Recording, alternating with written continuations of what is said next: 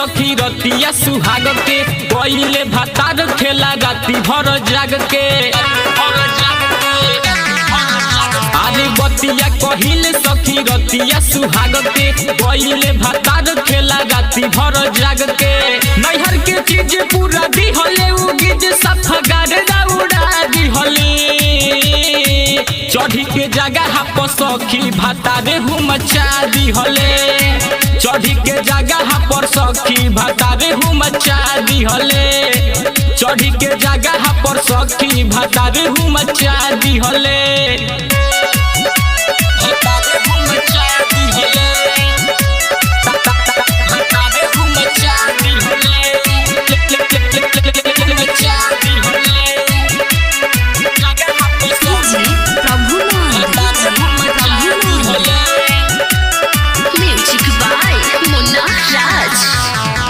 छुअती दहिया सिहरे पूरा यंगे यंग हो कैले भातारे खूब पलंगे पर जंग हो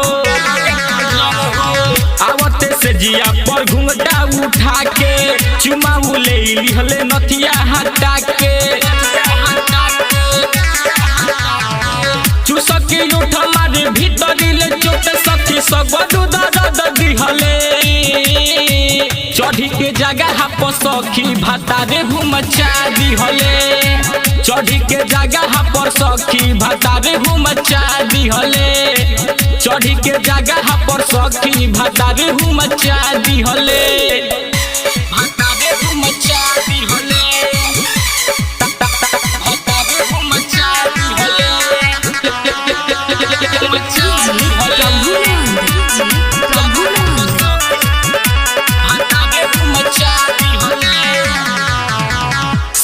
रीटू हो बाड़े का साई लाजक के बतिया हो कैसे बताई राइटर पवन से हम कितना लजाइले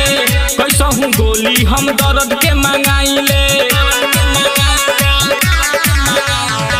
टूटे बदन सखी बथता जो बन उत पानी चुआ दिहले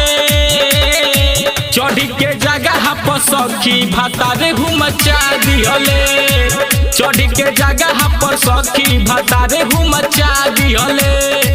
चढ़ी के जगह पर सखी भातारे मचा दिहले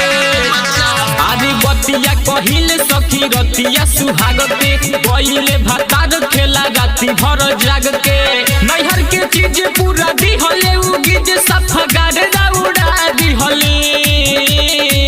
चढ़ी के जगह पर सखी भातारे मचा दिहले चढ़ी के जगह पर सखी भातारे मचा दिहले चढ़ी के जगह पर सखी भातारे मचा दिहले। राज स्टूडियो स्टेशन रोड सुगौली।